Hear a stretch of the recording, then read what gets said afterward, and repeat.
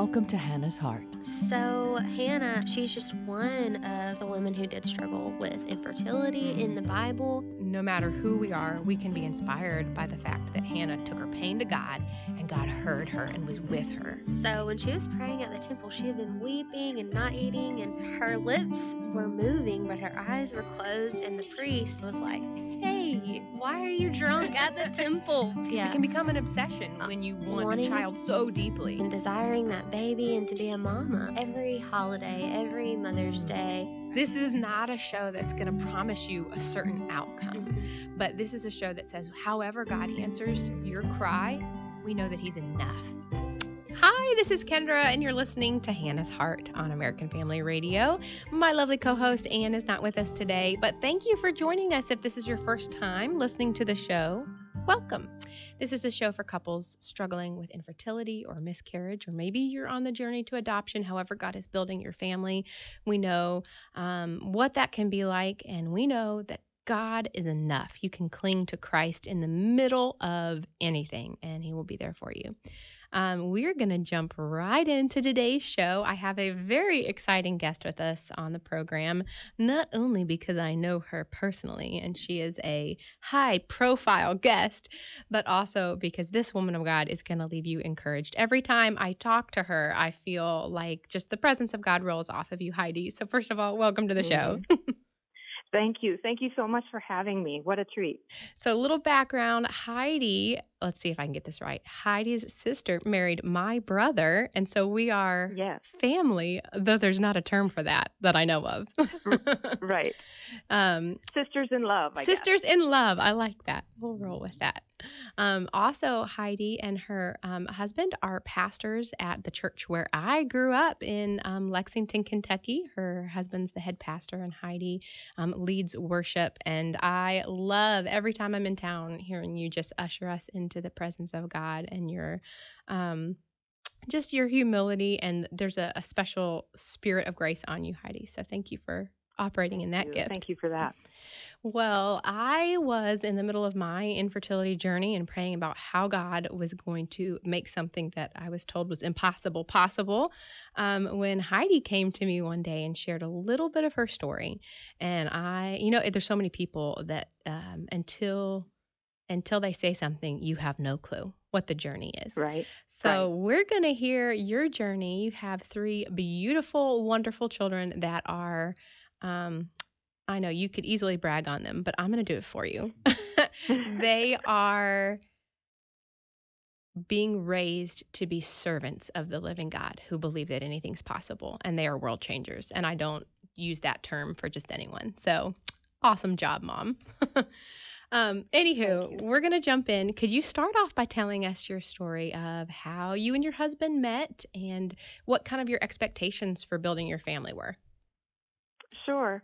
We met in college. We actually met the first day of school because we were both music majors. We thought that the Lord was going to have a kind of a different path than what we've taken. And so we were both studying music for music ministry, but we thought it would take more of a music path. And since then, the Lord has changed it into more of a pastoral route. And God has a way of always doing something different than what we originally thought. And Travis and I knew each other for 7 years before we got married. Wow. We were just friends for the first year.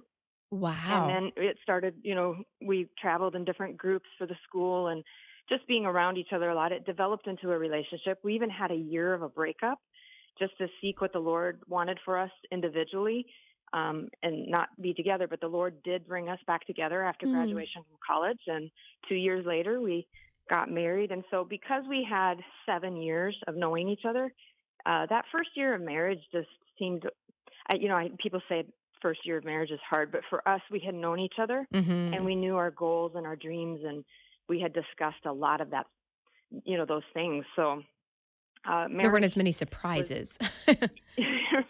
Right, exactly. But, marriage we've been blessed with a very good marriage. And it's just been wonderful on that side of things. And then we wanted a family and had always thought about that. And about a year into marriage, we just started discussing whether or not we should have children. And so we started that journey. And after a year of trying, they'd say, you read these books, right? And they say after a year of trying, then you should go see the doctor. And it Right. just wasn't happening. Mm. And I had always had problems just with my cycle and stuff. It just, so I thought that maybe there would be an issue. And so we went in and had some tests done. And the doctor said, well, it's going to be a challenge. And she said, it's probably going to be costly for you. Mm. So if, that's a decision you will have to make. And if you're going to go down this road and have, spend a lot of money, maybe you should consider adoption, because that's also costly. And some couples go down that road and they spend all this money and they still can't have a baby. And then they have to adopt or something like that. Wow. But we really felt like, no, we want to try this. We feel like the Lord has this for us. We've served him all his life. And Psalms 127, 128, it talks about, you serve the Lord and he will fill your quiver with arrows, right? And he will bless your house. And we've laughed at that since then, because it's like a couple verses later, it says your blessings will overtake you. And now we have 3 kids and we're in like the teenage years. And sometimes we look at each other and we say, our blessings are definitely overtaking us now. But those chapters were something we felt like he gives you the desires of your heart. Not only does he give you the desires of your heart, but he places those desires there. And so for us, I was just not willing to let that go. And we just started down that journey of faith that God was going to do this for us. And costly is a big word. Yes, exactly. With our first baby, it just ended up being kind of easy once we started the treatments. They just gave me Clomid. I'm sure that's a very familiar drug to most people who are dealing with this. And the second month it worked. And and our firstborn was on our way. And so I felt like our problems, well, this is good. My body will catch on. I had a fairly good pregnancy, and he was born, and he was 8 pounds and 13 ounces, like a healthy baby. And so I thought this is good, when we're ready, that will roll around again. But, a couple of years after that, we thought, well, we have problems, so we should probably start again. And the second baby cost much more. It was much harder to get here. For whatever reasons, my husband had developed problems with slow motility, which wasn't an issue with the first baby, but it was the second baby. And the Clomid wouldn't work for me anymore. It was just producing cysts. And then we'd have to wait a cycle. And so then we began shots. And that's painful. They gave us, and they gave us the choice of in vitro or insemination. And everybody has to make their own choice. Sure. But for us, storing eggs was going to cost more. And I just didn't feel comfortable donating them to, maybe an unsafe family or something like that. So we decided we were going to stick with insemination. Either that was going to work for us or not. And it was 8 cycles with our second baby, with many pauses in between because of cysts growing. And so we'd have to take a couple months off and the bank account, it's expensive. And so the bank account, we had savings, but now we're starting to spend that savings all on infertility, and will this ever work? And so on the 8th cycle, we finally told the doctor, thank you for all your help, but this is just not going to work for us. She was not a Christian and probably, kind of a liberal doctor, didn't understand our, stance on things. And so we said, thank you for all your help, but this isn't going to work for us. Either God's going to give us a baby or, not. And she was frustrated because she felt like the treatments we were receiving should work. Like why isn't the science working? And so she said, give me one more cycle. You don't have to pay for anything but the pregnancy test. I'll pay for everything else. Just give me one more cycle, right? That doesn't happen. So we said, well, okay, free try. Okay. And so we tried again, and I had 6 viable eggs, and he had over 100 million good swimmers, which he had only been running 14,000. What? And so at that point, I remember that day, we were like, she left the office before the procedure, and we were like, one baby, Lord, one baby. Yeah. Our prayers just dramatically shifted. Wow. And I forgot to say that when my firstborn was about 4 years old, he brought me a picture, like a portrait that he had drawn of our family, how kids do. Mm-hmm. And he said, Mom, I drew a picture of our family. And I took it, and it was more than 3 people. There was another little figure next to him, and in my arms, it was clearly a baby with a bow on the head. Oh, my word. And I said to him, Josiah, why did you draw, there's just the 3 of us. Who are these people? And he said, oh, that's my little brother and my little sister. Oh, that gives me goosebumps. And right.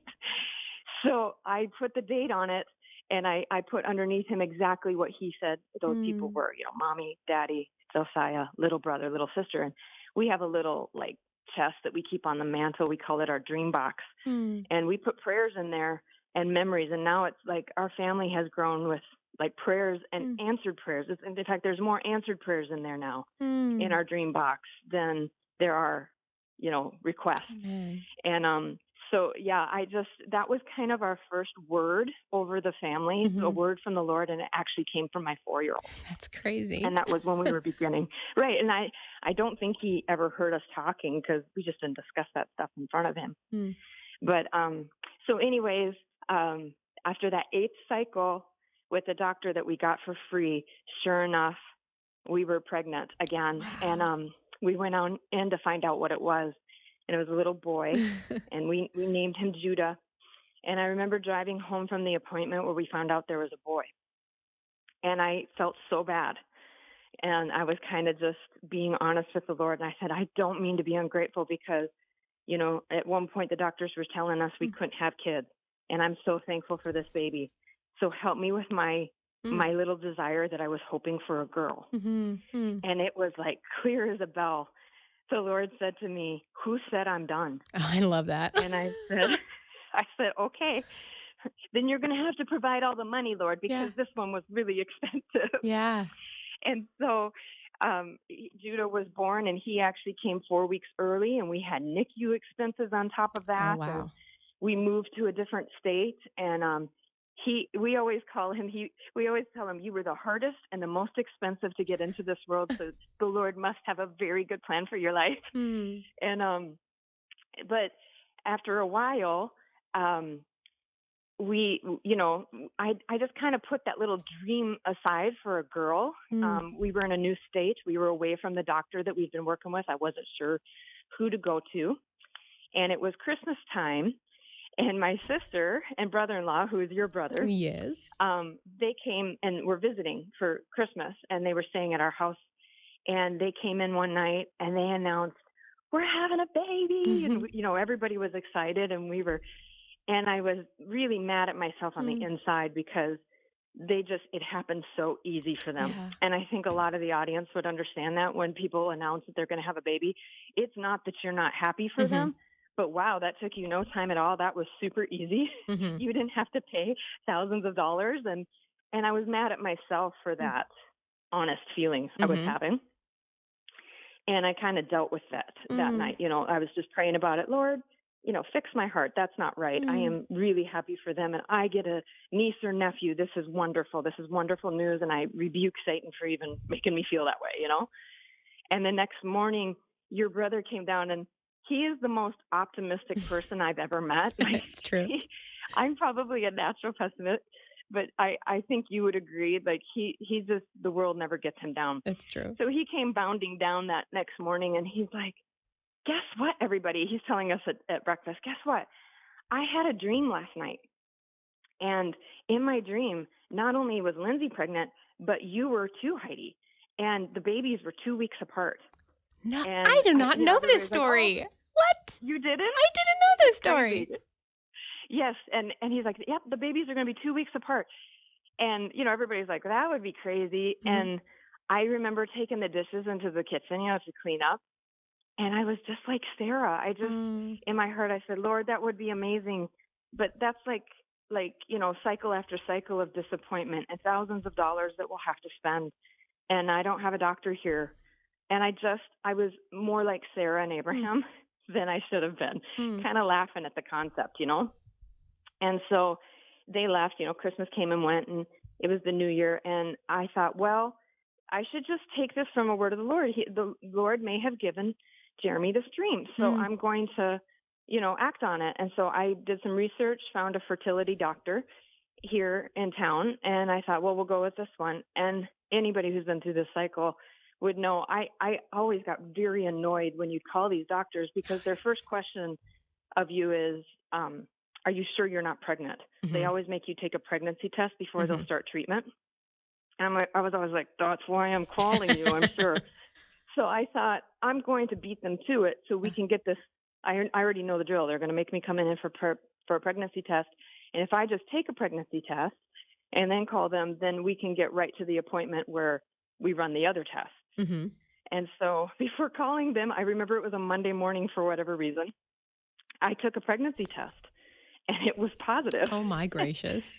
And, it had been sitting in the cabinet for a while. I thought it must be old. Yeah. So I went to the store and I bought another one and I took it at the store, and sure enough, that one was positive too. And I ran to my husband's office and I walked in and I handed him the test and he said, whose is this? Like I walk around with somebody else's tests. Oh, and I said, it's ours. And that was our baby girl. We call her our free baby girl. And sure enough, she was born 19 days after my niece was born. And they're the best of friends. And the Lord just did a complete miracle. He brought us 3 babies in 3 different ways after finding out that we couldn't have any. And I believe that the Lord, even through testimony, that somebody could be listening right now, and even through the testimony, believe again. Yeah. I love that the Lord challenged you with when you had Judah of I'm not done. Like who says, how are you putting a limit on me? And it's so easy with infertility because we deal with numbers and figures and medications, and it's a game of odds is what it feels like. Right. So you can get lost in that and forget the God who knows no limits. Yes. Yeah.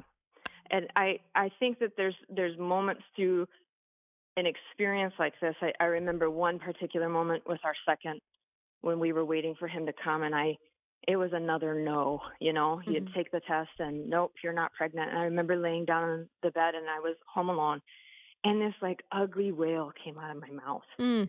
Just like it's almost the time I understood the groanings of the Holy Spirit. I had no words. I didn't understand why.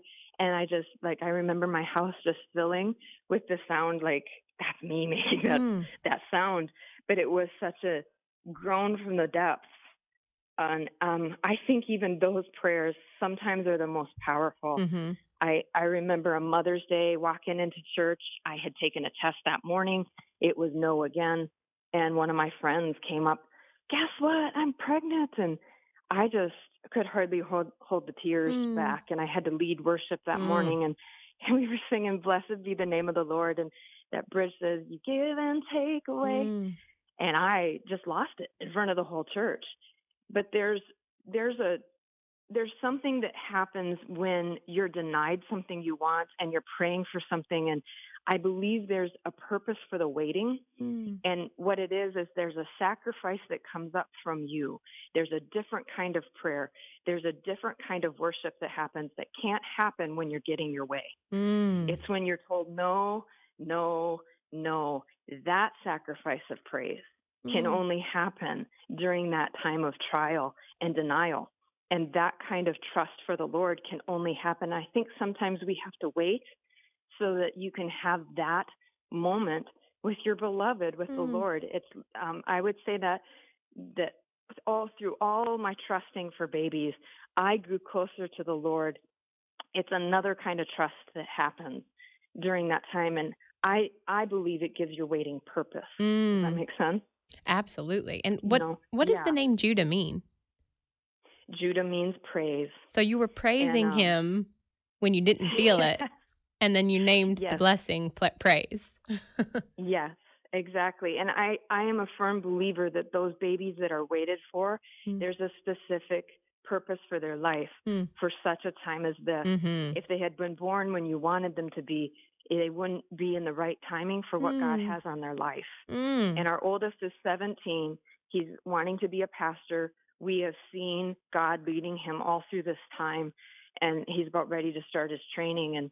And Judah, he is like a dreamer. He has spiritual dreams. The Lord has given him an artistic ability, and so he has a journal that he writes things the Lord shows him. He draws things, and he's like a deep thinker. He's like our quieter one, and he has a strong desire for justice. Injustice really bothers him, so we feel like he's got the office of the prophet on him. And then our third girl, our baby girl, she's a worshiper. We were going to name her Hannah, but when we got closer to it, we didn't feel like that was her name. And the Lord gave us Ava Grace. Ava means songbird of life, and grace, of course, means unmerited favor, just given to us, not because we earned it. And she's our singer. She's our worshiper. She sings everywhere. She's constantly humming. It drives her brothers nuts, but she's our worshiper. And I just believe that anybody who's waiting for a baby, there's a purpose for it. And it's actually not about you. It's about their life and their calling. And they have to be born at the time that the Lord has for them. I would have had mine all close together and wouldn't have waited, through a 10-year process of infertility treatments. I The 100%. Lord wanted them spread apart. Yeah. I love what you said about the timing, because the Lord had revealed that to me about the babies that are waited for are often the babies that God has a unique calling on their life, which is why he gets you praying for them. It's like he builds up a stash of prayers before the blessing. But I hadn't thought specifically about that time in history with the delayed gift. But you look at all the babies in the Old Testament and New Testament, Samuel, John the Baptist, John, Jesus is, well, it's John the Baptist, but we did a whole series of barren women of the Bible on this show. But you look at all of the children that came from those barren women of the Bible. Yes. Very unique callings on their life. Well, I love the miraculous way that God gave you that freebie, which is awesome. You were telling me off air before we started about another story of a miraculous conception that just kind of takes us out of the element of human involvement and into the miraculous. Would you mind sharing that with us? Absolutely. I was just talking to another pastor here in Kentucky last week, and he said, our church is on fire with this testimony. I have to tell you what happened. And what happened was there's a lady in the church that could not have children. 4 people gave her a word from the Lord that she was going to have a baby, and I think they said it was going to be a boy. And this pastor was one of those people that gave her that word that you're going to have a baby. And he said, I would have chickened out if I had known she has no ovaries. And nobody knew that. And they knew she wanted a child, but nobody knew the fact that she had no ovaries. And so she actually was not feeling well at all and had been going to the doctor for tests. And she was starting to think she had cancer, and it was getting serious. It turns out that when they ran some ultrasounds and stuff, there's a baby in there. And there's no ovaries, but there's a baby in there. And it's just I think that may be one of the biggest infertility miracles I've ever heard of. I would love to see the doctor's response to that, who diagnosed her with not having ovaries. Like what they're thinking. What? It's just crazy. And but I wanted to share these things today because I believe that even through testimony there can be a healing. And I believe that no matter what the doctors have said, we are not to come into agreement with it. If the Lord has laid on your heart that you're going to have a family, then you hold on to that. And I think there's 7 women in the Bible that wanted a baby. Only one of them did not have a baby, and that was Michal, because she mocked David as he worshipped. And I knew that wasn't me, and I know that's not your listeners. And so I just held on to that. That all the others, their story is told in the Bible for a reason. It's to say, I will give children to those that want it, who serve me and love me. And not only, like after I had my first, I started holding on to not only did they have one child, but most of them had many children. And so I held on to that, my one child, thank you, Jesus, but I believe you want me to have more than that. And that you do want to fill our quiver with arrows here in this home, because we have served you and we love you and we will testify of you. And so I just speak healing over anybody who's listening, And I speak faith to believe again, even though you have sat on your bed and wailed and felt that grief that happens every month, that the Lord can heal and will bring those promises to be. Well, Heidi, once again, you are ministering not just to other people, but to me personally. Your story is right where I am. My husband and I are starting to pray for God to grow our family again. He did it once with a miracle, and I've been dealing with my heart on that issue of, but Lord, I want more. And he's reminding me, like, don't limit what I can do. Don't try to put me in a box. So your story is very encouraging. Thank you so much for coming on the program today. Thank you for having me. Thank you. And thank you for listening to Hannah's Heart on American Family Radio.